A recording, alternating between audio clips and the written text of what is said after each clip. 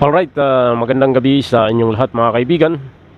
And welcome mga idol sa ating EPC Vlog Production, EPC Vloggers. So magandang gabi sa ating lahat mga kaibigan. Isang pagpapala para sa inyong lahat, lalo na sa ating mga kaibigan at kababayan sa iba't ibang panig ng ating kapuluan. Ang pagpaabot natin sa ating mga kapwa OFWs, ano man ang ating mga kinahaharap na suliranin sa ating buhay sa mga sumandaling ito, at iba't ibang mga pagsubok na ating nararanasan, we always keep in our mind that God always be with us, and keep our heart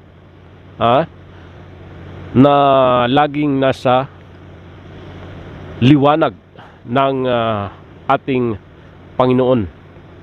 Ang ating kaisipan, ang ating diwa, ang ating puso ay isang bahagi ng isang matibay na relasyon sa ating Panginoon.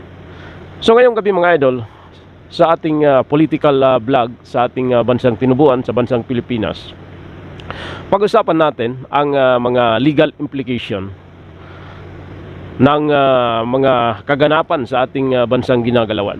Ano yung mga epekto nito sa ating bansang Pilipinas, at sino yung mga higit na kawawa mga idol sa pagbabangayan ng Kongreso, ng Senado. Kanya-kanya silang mga paandar mga idol, pero ang higit na nagsasuffer dyan ang ating mga kababayan at ang ating mga minamahal na kapatid, kapatid sa ating bansang tinubuan. So dito mga idol, kung ating titingnan, parang itong Congress hearing na pinangungunahan ng chairman na si Congressman Tambunting at ilang membro mga idol ng Kongreso, and nakikita na parang masyadong malakas yung power ng tatlong party list ng communist arm, itong si Raul Manuel, Arlen Brusas, at itong si Castro. So isang negative implication mga idol sa pananaw ng taong bayan na ang Kongreso ay parang nadidiktahan ngayon ng tatlong communist arm ng party list, itong si Raul Manuel, Arlen Brusas, at itong si Castro. So bakit natin natatalakay ang ganitong usapin sa ating vlog mga idol? During the other administration mga idol, halos wala namang say yung mga ganitong communist arm ng Kongreso, na bagamat maingay sila sa Kongreso, but wala silang masyadong puder sa mga pronouncement doon sa hearing mga idol ng SMNI, kung saan in-invite na resource speaker doon ay si Attorney Topacio, then ang dalawang legal counsel ng SMNI, si Attorney Tolentino and Attorney Rolex Soplico. So halata mga idol na talagang gigil na gigil ang tatlong party list na ipitin itong si Pastor Apollo Kibuloy, kasama yung SMNI na isang instrumento ng kanilang grupo ni Pastor Apollo C. Kibuloy para ipamulat sa taong bayan na ang Communist Party of the Philippines o itong New People's Army ay isang organisadong grupo na nagpapahirap sa sambayan ng Pilipino at kumikitil sa buhay ng ating mga kapwa Pilipino dahil sa mga estudyante na nare-recruit ng kanilang grupo at tuluyang na bi-brainwash mga idol para pumanig at mag-aklas sa gobyerno at maging membro ng kanilang tinatawag na aktibong pakikibaka laban sa gobyerno. Ano ang masamang implikasyon nito sa ating gobyerno mga idol? Unang-una, nakikita ng international community na ang bansang Pilipinas hanggang ngayon ay kaya pang ipailalim ng mga aliado ng New People's Army sa pamamagitan ng pagpasok nito sa ating gobyerno sa pamamagitan ng eleksyon, na kung saan pag sila ay nakapasok sa ating pamahalaan bilang isang member ng Kongreso as a party list, kaya nilang i-manipulate mga idol ang sistema ng ating gobyerno at kaya nilang i-manipulate at durugin ang mga taong kalaban ng kanilang kilusan. So bakit nagkakagulo ang sambayan ng Pilipino? Unang-una, ang ating gobyerno ay binibigyan ng laya ang naturang grupo upang sirain ang malakas na sistema ng ating gobyerno at unti-unting sirain ang imahin ng isang administrasyon. Ang nakikita lang natin na negative impact dito mga idol, dito sa administrasyong Marcos, kahit anong pagbiyahe niya sa iba't ibang bansa upang mag-encourage, maglagak ng puhunan, kung nakikita sa international community na ang bansang Pilipinas ay ganito pa rin, walang pagbabago mga idol. Pagdating sa pulisiya, ay kayang i-manipulate ng mga membro, alagad ng New People's Army na nasa Kongreso. Walang isang negosyante na magnanais mamuhunan sa ating gobyerno. Lalo't nakikita natin mga idol ang ginawang rally ng grupo ng Pastor Apollo C. Quiboloy. Ano ba yung negative implication nito sa ating gobyerno? Ibig sabihin, ang ating gobyerno ay mayroong kinikilingan pagdating sa pagpapatupad ng batas.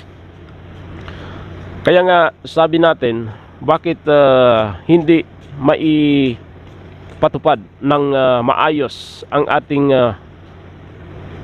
kalayaan ng bawat taong nais usigin o imbitahan sa pagdinig sa Kongreso o sa Senado.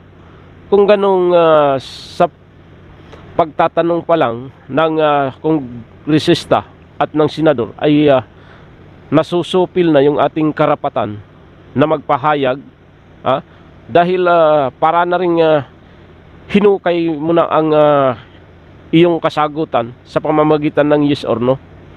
Hindi ka pwedeng magpaliwanag kung bakit, sapagkat dalawang literal lang ang iyong pamimilian, yes or no. So it is sad as an democratic government, na kung saan sa isang malayang pagdinig ay sinusupil yung karapatan na maipahayag ang yung side mga idol. So dito, bakit iniipit nila ang SMNI? War impact mga idol, ang Kongreso nagpasa na ng desisyon na kung saan riniribok ang lisensya ng Suarezov and SMNI Media Marketing. So dito mga idol, ipapasa ito sa Senado at doon pagdidibatihan naman ang prangkisa ng SMNI kung talagang mariribok na ito. O totaling mawawalan na ng prangkisa ang SMNI.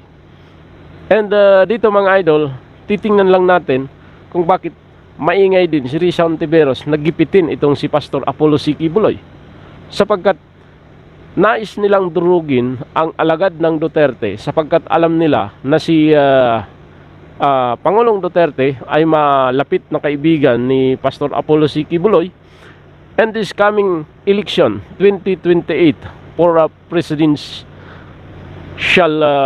election, mga idol, alam nila na ang budget ni Pangulong Duterte ay pwedeng magbigay ng malaking kontribusyon sa campaign period itong si Apollo Pastor C. Quiboloy.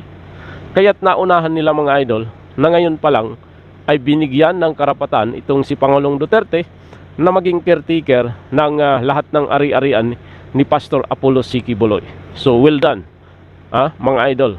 And sa pasaring ng ating presidente, nahayaan na natin si Marcos sa kanyang gala sapagkat wala namang magandang maidudulot sa ating ekonomiya, bagkus lulustayin niya lang yung pera ng sambayanang Pilipino. Ito yung pasaring ng former president, mga idol. So tayo bilang isang Pilipino, malaya tayong mag-isip at mag-analisa sa galaw ng Duterte at sa administrasyong Marcos kung saan ba tayo lulugar sa dalawang malalaking political families sa ating bansa. But I'm sure, mga idol, as a Filipino citizen, we stand for our country, we stand for our sovereignty, and we stand sa ating kalayaan bilang isang demokratikong bansa. Hindi dapat sinusupil ang ating karapatan, lalo na sa malayang pamamahayag.